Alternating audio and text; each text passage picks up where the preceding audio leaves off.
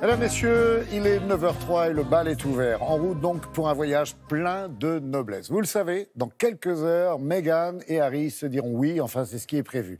Et à cette occasion, nous avons souhaité mettre à l'honneur les têtes couronnées. Alors qui sont les rois et reines du monde? Quel rôle exercent-ils dans leur pays? Comment sont-ils considérés? Eh bien, préparez-vous à un plongeon au cœur de la monarchie. Et pour les présentations, voici 5 de nos journalistes indétrônables, bien sûr. Loïc Delamornay, en haut à gauche, que nous retrouverons à Windsor, bien sûr. Valérie Lerouge, qui nous attend, lui, à Bruxelles. Marc de Chalvron, qui s'est rendu au Bénin. Sylvain Lepetit, notre correspondant au Moyen-Orient. Et enfin, Arnaud Miguet, en bas à droite, qui a fait, lui, le déplacement en Thaïlande. Alors, vous le savez, bien sûr, en raison du décalage horaire avec certains de nos correspondants, toute la séquence qui suit a été, évidemment, enregistrée.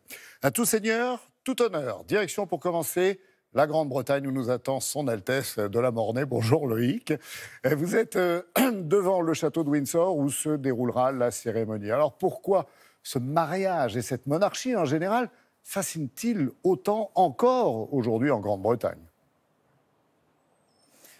Bonjour Laurent, et bien tout simplement parce que n'y allons pas par quatre chemins, la famille royale britannique est la plus célèbre du monde et aussi sans doute de l'histoire parce que c'est une histoire extrêmement longue. Alors il faut remonter à plus de 8 siècles, à 1215, c'est cette année où est fondée ce qu'on appelle la Magna Carta. C'est une charte royale qui limite les pouvoirs du roi d'Angleterre et c'est le début de la monarchie constitutionnelle qui va faire que le roi est important et puissant, mais il n'a pas tous les pouvoirs et ça, c'est très important pour la longévité du trône quasi ininterrompu, du trône d'Angleterre et du trône britannique. Alors après, il y a eu des règnes évidemment prestigieux, celui de la reine Victoria, 63 ans de règne, l'empire britannique sur lequel le soleil ne se couchait jamais, et puis le règne évidemment d'Élisabeth II qui l'a surpassé, 66 ans de règne. Alors tout cela est très beau, très protocolaire, mais il y a cette touche british, cette touche excentrique, rock'n'roll. Regardez cette image, vous la voyez peut-être, on voit il y a quelques années le guitariste du groupe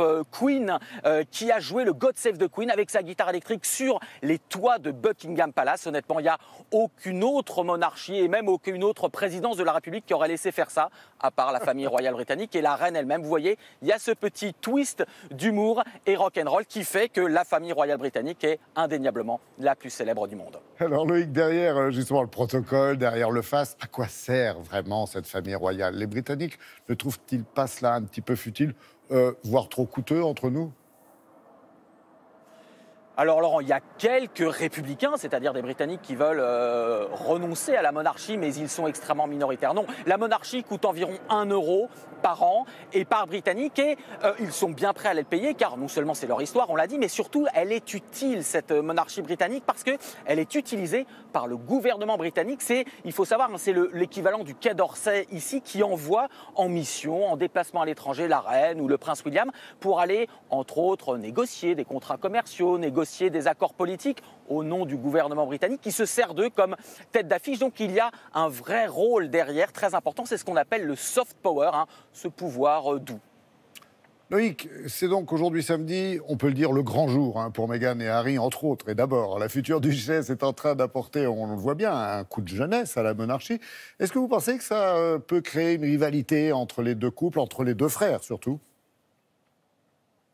Alors c'est vrai qu'aujourd'hui, Harry et Meghan quelque part ringardisent un petit peu Kate et William qui étaient les stars il y a 7 ans et qui aujourd'hui sont père et mère de familles nombreuses avec 3 enfants. Mais non, très honnêtement, il n'y aura aucune rivalité entre les deux frères, entre Harry et William. D'abord parce que tout simplement l'ordre protocolaire et l'ordre de succession au trône est très clair. C'est William qui un jour deviendra roi. Harry restera pour l'instant qu'en 6e position. Et puis surtout parce que tout simplement les deux frères sont extrêmement proches. Ils l'ont toujours été. Ça n'est pas juste fin, ça n'est pas de l'affiche. Ils sont extrêmement intimes et proches l'un de l'autre. Et d'ailleurs, vous le savez, William est aujourd'hui, et bien tout simplement, le témoin de mariage de son petit frère Harry. Merci beaucoup Loïc et nos hommages bien sûr à la famille royale, si toutefois vous la croisez et si surtout elle vous aperçoit au milieu de la foule. Alors pour notre prochaine escale, direction maintenant le royaume de Belgique, pas très loin de la Grande-Bretagne, juste en face. La Belgique où le couple royal est beaucoup moins médiatique que chez les Britanniques. Là-bas, Pas de mug ou d'assiette à l'effigie du roi. Non, non, et pour cause. C'est une monarchie à laquelle les Belges semblent de moins en moins attachés. Bonjour Valérie. Alors, comment mesurer justement cette baisse de popularité et pour quelles raisons ? Bonjour à tous. Eh bien d'abord, ce sont les sondages qui le disent. 58% seulement des Belges se disent attachés à leur monarchie, avec une grosse différence entre le nord du royaume et le sud. Les Flamands du nord sont majoritairement hostiles à la monarchie aujourd'hui, alors que les Wallons du sud y sont encore très attachés. Il y a plusieurs raisons à cela. Vous savez que les Flamands sont nombreux à vouloir leur indépendance. Or, le roi est aujourd'hui le dernier ciment de cette unité du pays. Les Flamands s'en passeraient donc bien. Ensuite, le couple royal, le roi Philippe et la reine Mathilde, sont francophones, ce qui n'aide pas les Flamands à s'identifier à cette famille royale. Enfin, le couple est on ne peut plus discret. Le roi Philippe est un taiseux, il n'aime pas communiquer, il n'aime pas les interviews, risque de l'éloigner un peu de ces sujets.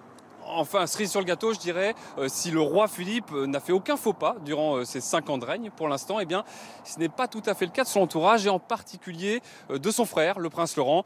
Vous allez le voir dans ce reportage réalisé avec Sylvain Winans et Frédéric Fenémont. Une cérémonie préparée au cordeau.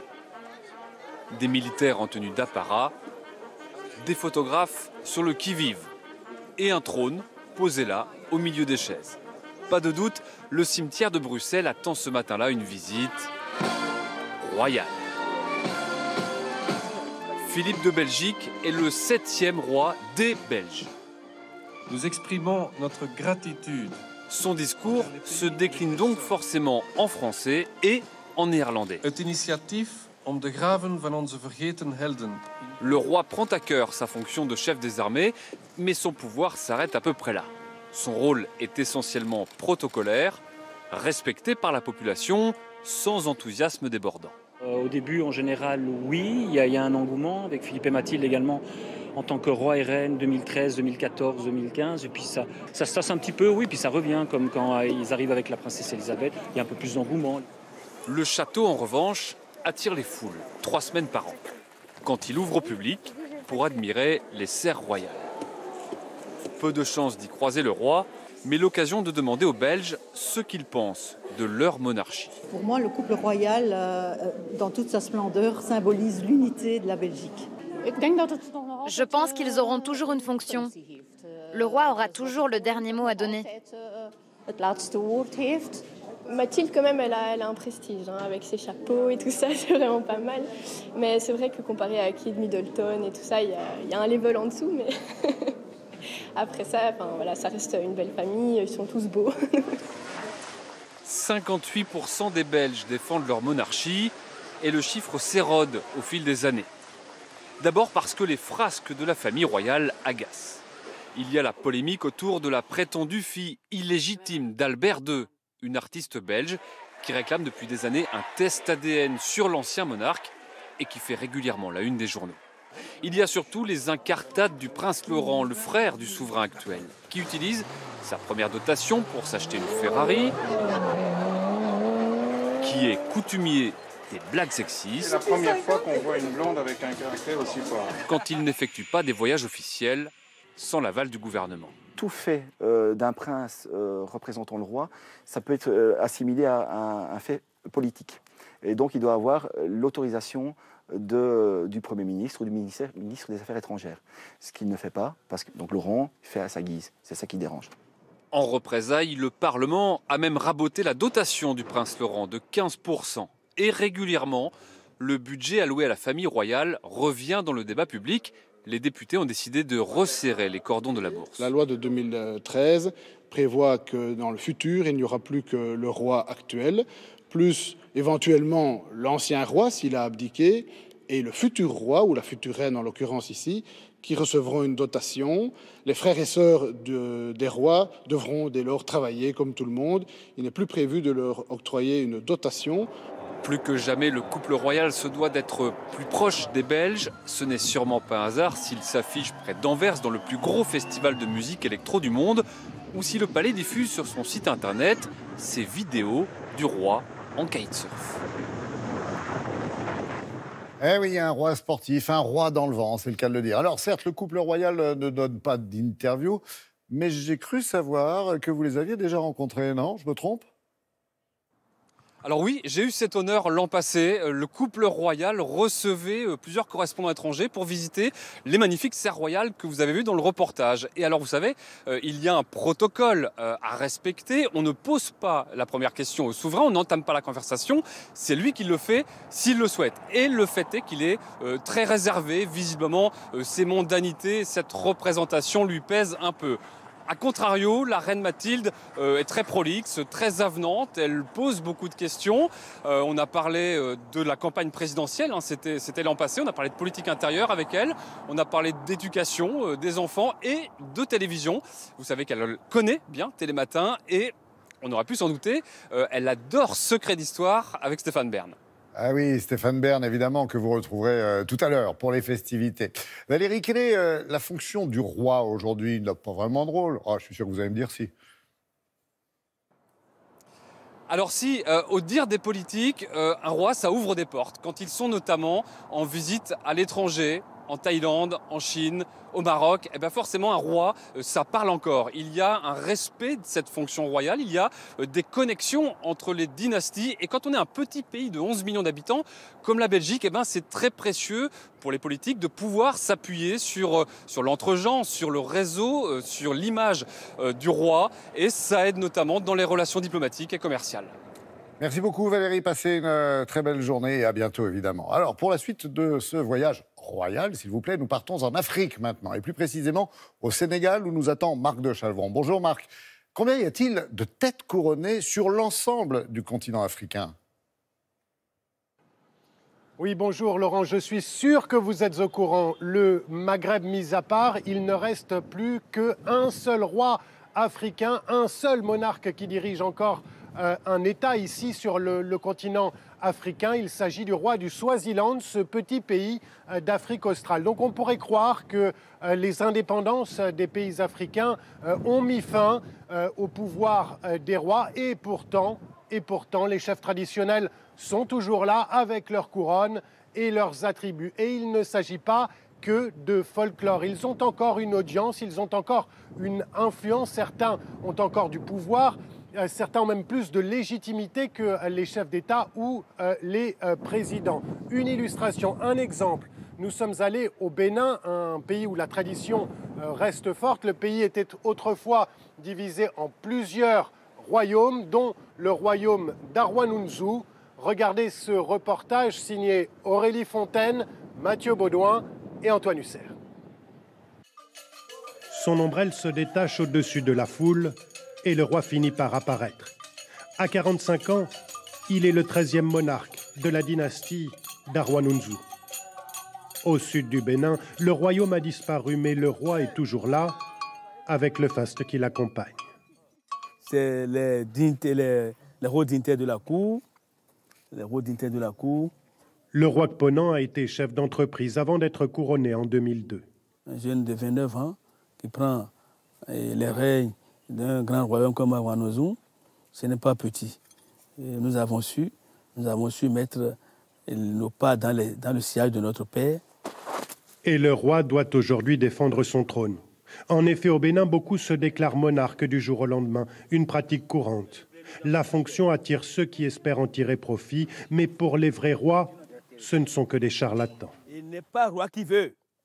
Il faut que les attributs royaux soient un legs. Ce n'est pas un truc qu'on a acheté au marché. Auprès du roi, il y a évidemment la reine, gardienne de ses humeurs. Le roi, par moment, se fâche. Et il faudrait que la reine l'amène à excuser. Ce jour-là, dans son palais, entouré de palmiers et de bananiers, le roi ouvre sa porte à ses sujets, car le monarque est aussi un médiateur.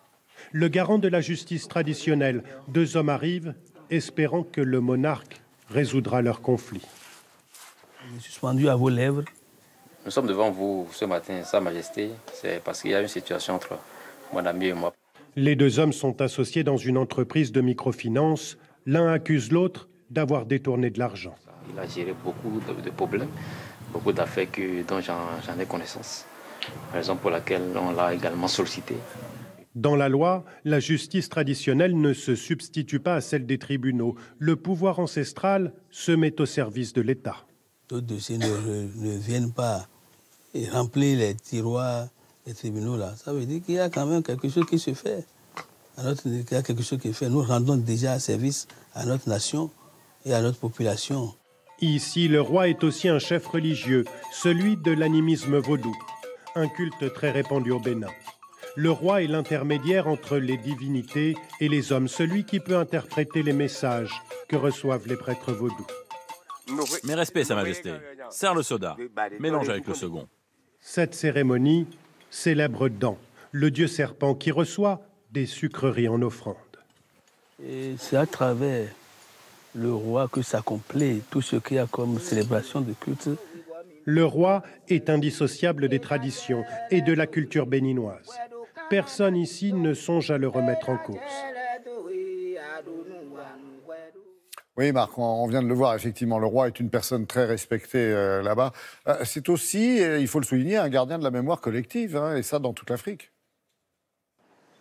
Oui, et c'est un point très important, car sur le continent africain, la tradition s'est longtemps transmise, vous le savez, de manière orale. Et donc le roi, le chef traditionnel, est en quelque sorte le garant, le protecteur de la mémoire, autant que son symbole. D'ailleurs, il personnifie l'histoire d'un peuple. Et c'est une lourde responsabilité au moment où l'histoire s'accélère sur le continent comme sur le reste du monde, d'ailleurs. Et puis après la période coloniale où la mémoire des peuples africains a été abîmée et où une partie du patrimoine africain a été pillée par le colonisateur. Et d'ailleurs, il y a des rois, par exemple, au Bénin, qui se font entendre haut et fort sur cette question-là, sur la question du patrimoine. Ils réclament la restitution des œuvres d'art africaines qui ont été pillées par les colons et qui se trouvent aujourd'hui dans des musées en Occident et notamment en France. Le président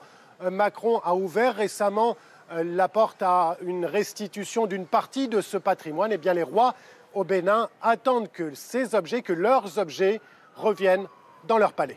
Évidemment, et on les comprend. Merci beaucoup, Marc, et à très bientôt pour d'autres témoignages du continent africain. Allez, vous ne bougez pas, surtout pas. Les festivités continuent et dans quelques instants, bien sûr, on se retrouvera. On marque juste une petite pause, juste le temps de s'entraîner à la révérence. À tout de suite.